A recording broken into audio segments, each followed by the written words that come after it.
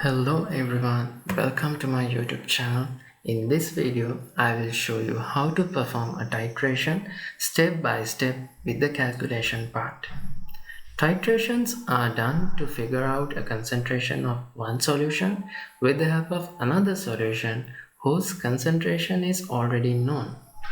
I am using a solution of HCl as the titrant and a solution of sodium carbonate as the analyte, and I'm going to figure out the concentration of HCl with the help of the sodium carbonate solution. This is also known as the standardization of HCl. Now let's learn how to do the titration. The first step is to clean the burette. In order to clean the burette, we have to wash the burette using a small amount of distilled water and then with the solution that you are going to use as the titrant. Fill the burette using a small amount of distilled water, and after filling the burette with a small amount of distilled water, hold the burette horizontally and then gently rotate it in order to wash the inner wall of the burette. Next, eject that water from the top end of the burette while rotating, and then from the tip of the burette using the stopcock. Next, follow the same procedure with a small amount of the titrant and you're ready for the next step. Next step is setting up the burette. Fix the clean burette onto a burette clamp like this and then fill the burette using the titrant. To fill the burette, you can use a funnel like this. Place the funnel on top of the burette and then gently pour the solution into the burette. So now I am filling up the burette using the solution of HCl whose concentration is unknown. After filling the burette, you can remove the funnel and transfer your setup onto your bench.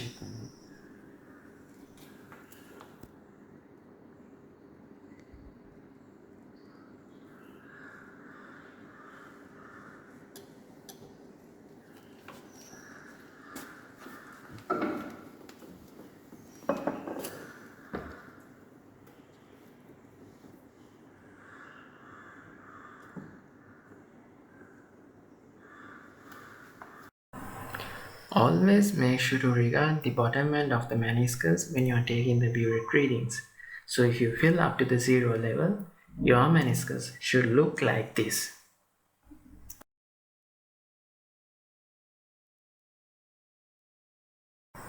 Now let's look at the titration part. To do a titration, we must use an analyte solution. I am using a sodium carbonate solution as the analyte with a concentration of 0.1 m. So now I am transferring my analyte solution using a pipette and I am taking 10 milliliters from the analyte solution per one trial. Now I am transferring the analyte solution to an Erlenmeyer flask. Since we know the concentration of the analyte solution, this is also known as a standard solution.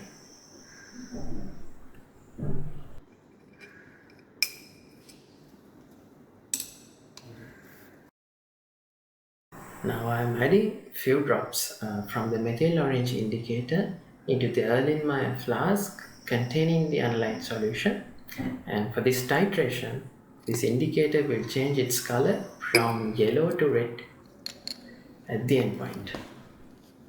So now we can do the titration. So hold the Erlenmeyer flask from one hand and then the stopcock of the burette using the other hand. So stopcock of the burette can control the flow of the burette. So adjust your stopcock in order to add the titrant dropwisely into the Erlenmeyer flask. So here I am using a white colored marble underneath the Erlenmeyer flask in order to contrast the color change. So it's always better to use something white in color underneath your Erlenmeyer flask for a better view of the color change. It is very important to swirl the Erlenmeyer flask throughout the titration and this will help to dissolve your titrant with the analyte solution, and it will always lead for a better result. So make sure to swirl the Erlenmeyer flask throughout the titration.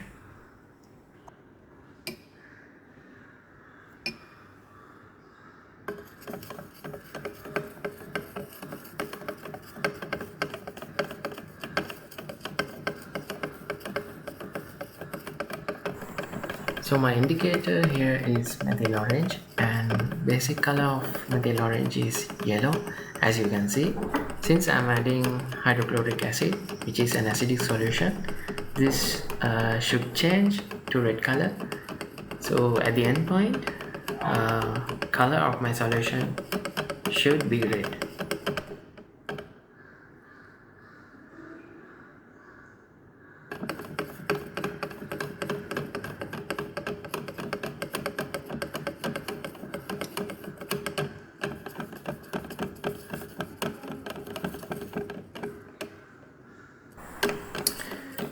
So now you can see it just changed from yellow to red. So this is my endpoint. So now let's record the volume at the endpoint. So at the endpoint I have reached up to 10.6 milliliters. So my volume at the endpoint is 10.6 milliliters. Therefore required amount of hydrochloric acid is 10.6.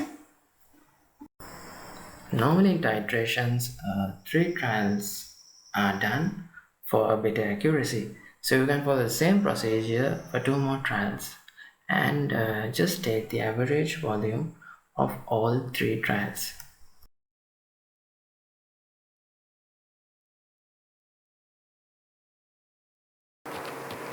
Now let's look at the calculation part.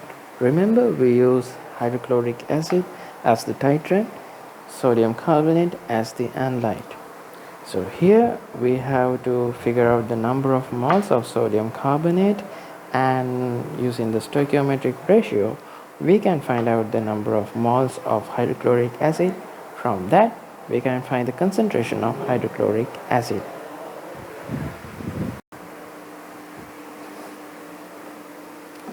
So we do titrations to figure out the concentration of one solution with the help of another solution whose concentration is already known. In my case, the solution with known concentration is the sodium carbonate, and the concentration of that is 0.1 moles per cubic decimeter. So in the presence of methyl orange indicator, the sodium carbonate will be reacted with hydrochloric acid according to this reaction. So we have to first figure out the number of moles of hydrochloric acid. In order to do that, I'm going to figure out the number of moles of sodium carbonate first. To that we need the concentration of sodium carbonate,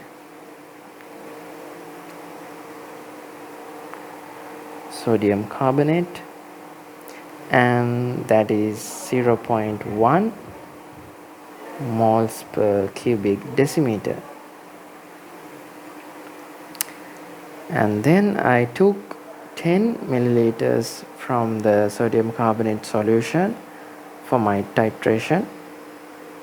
Therefore I know the volume of sodium carbonate, and that is 10 milliliters. Remember, 1 milliliter equals 1 cubic centimeter.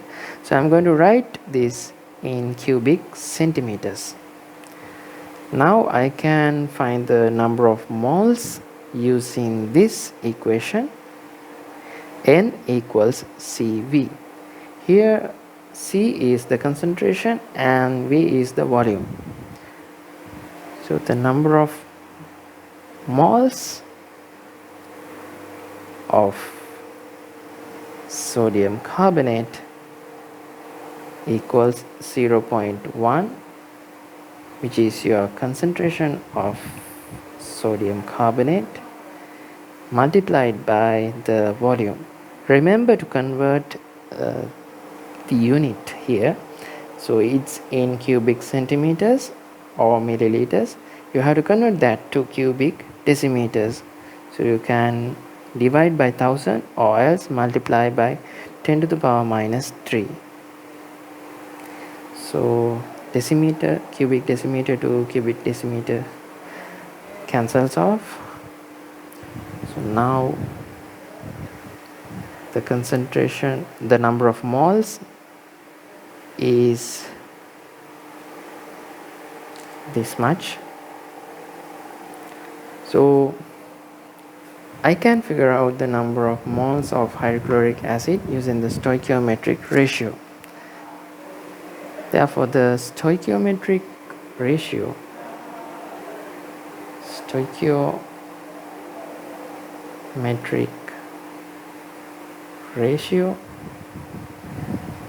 between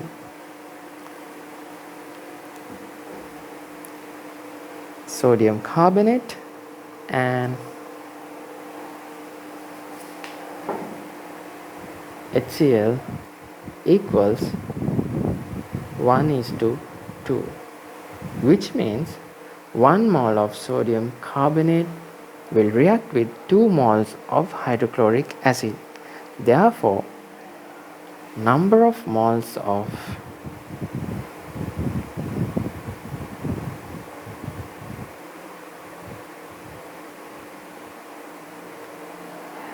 hydrochloric acid is 2 times the number of moles of sodium carbonate.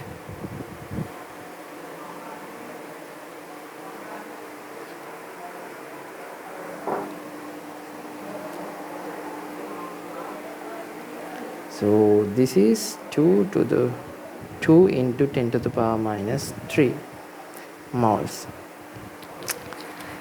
Now I can find the concentration using this equation if I know the volume of HCl. Actually, we know the volume of HCl, which is the burette reading that we got from our titration. In my case, I got 10.6 milliliters as my burette reading at the end point. So I'm using that. So the volume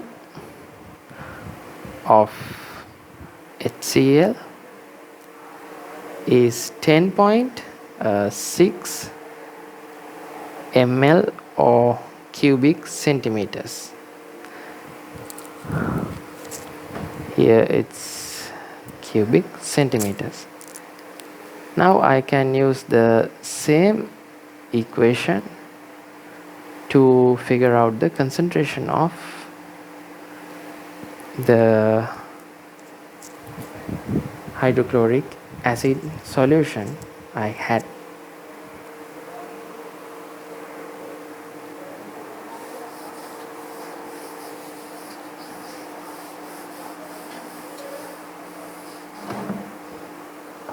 Now the concentration of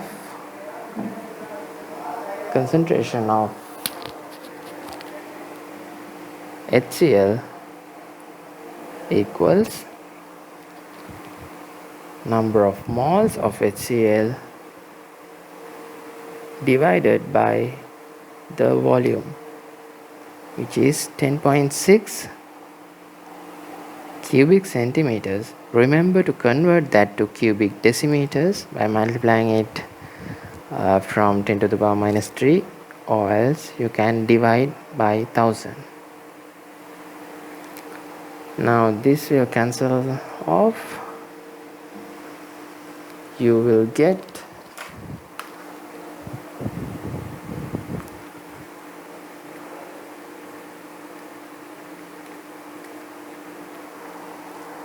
0.189. I just rounded off the value. You will get the concentration in moles per cubic decimeter. So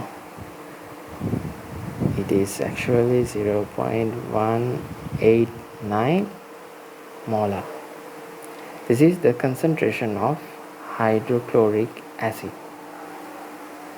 So I hope you understood the calculation part, and if you like this video, please do subscribe for more videos like this, and thank you very much.